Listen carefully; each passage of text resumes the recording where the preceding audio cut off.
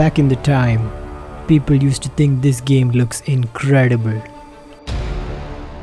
And people said this is peak graphics. And people thought this is as close as it will get to reality.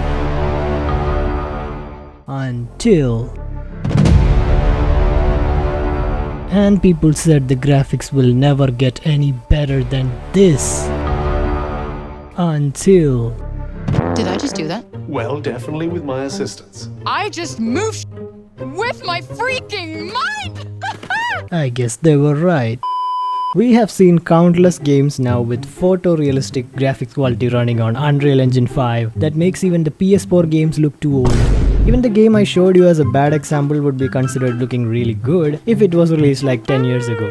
So what happened to us? Did our standards increase? Did we become more judgmental? When we see really old games, we wonder, how did people used to play these games with such a low poly graphics back then? So let's talk about that today. Now, I'm myself a 2000s kid, so my first games were the 3D era GTA games on an LCD monitor. I don't have any gaming experience older than that, so this is not a nostalgia video of me saying stuff like, you know, kids, back in the day, we used to play ping pong with 2 FPS. No. In this video, we'll try to understand how differently people viewed games back then and how good they thought the games looked. Graphics are relative. Players in the 2004 weren't comparing San Andreas to GTA 4. They were comparing it to GTA 3, Vice City, Driver or True Crime. Just like today when every new game gets compared to RDR2 and yet somehow loses. Good graphics aren't absolute measurement. They're relative to what exists at that time. Every year the technology improves, the polygon of a model increases, the shader quality increases, the lighting becomes better, the tools become better and easier.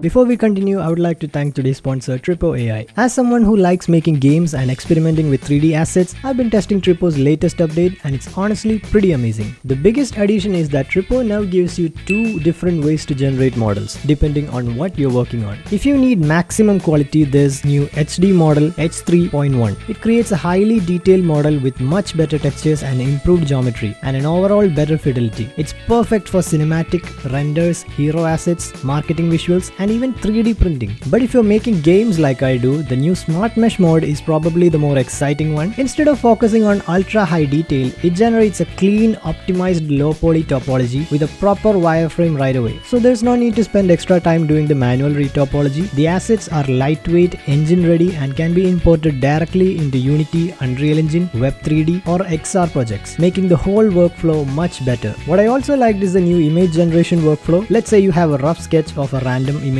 You can use AI to generate and edit it variations, complete the missing part, change poses, or even split scenes into separate objects before converting everything into 3D. That makes creating game assets much faster because you spend less time fixing references manually. After generating your model, Tripo doesn't stop there. You can retopologize models, generate 8K textures, restore texture details, and if you're working on games, animation, VFX, XR projects, or even 3D printing, it's a really useful tool to have. And right now, they're celebrating Tripo's first anniversary. So if you sign up using my link in the description, you can get 500 free credits using my code. Oh my God! Within 24 hours of signing up. And you'll also get 60% off on your first month with the discount code TripoCrew.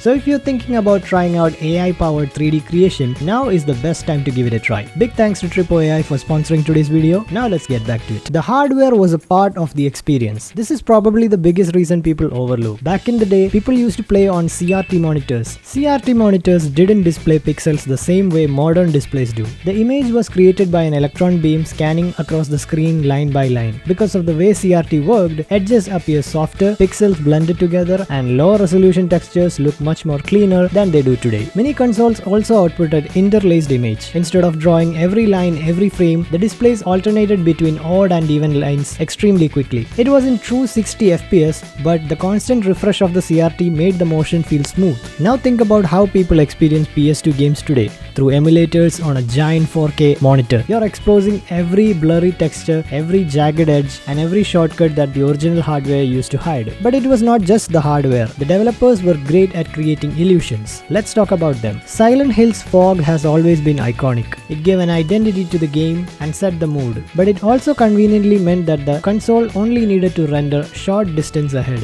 GTA San Andreas used the atmospheric haze for similar reason. Less world on the screen meant more details where it actually mattered. Back then, most people weren't complaining why the render distance is so low. The design was executed with such conviction that the limitation became an identity of the product. Another reason the games looked so convincing back then was because a lot of their lighting wasn't actually real. Developers would often bake shadows and lighting directly onto the textures. Instead of calculating where every shadow should fall in real time, artists simply painted them in. If you look at it today, you'll immediately notice something's off. The shadows don't move, the lighting doesn't react, it feels fake. But back then, nobody expected it to, because there was nothing better to compare it against. In fact, these painted shadows often look more believable than simple real-time lighting available at that time. Today we have ray tracing. The light bounces realistically, reflections update instantly, and everything follows the laws of physics. But art is beyond reality. Ray tracing tries to recreate reality. Those artists were trying to recreate a feeling. Remember those shiny marbles on older games? They weren't reflecting anything at all. Back then, real-time reflections were way too expensive, so developers got creative. Instead of actually reflecting the world, some games would literally duplicate the entire room underneath the floor, flip it upside down, and make the floor slightly transparent. To the player, it looked like a perfect reflection. In reality, you were just looking through the floor at an upside down copy of that level. It sounds ridiculous, but when you're playing the game, your brain doesn't stop to question it. It simply sees a shiny floor and thinks, yep, that's a reflection. That's what made the developers back then so clever. They couldn't afford to brute force realism with powerful hardware, so they played on optical illusions instead. And most of the time, they were convincing enough that nobody noticed.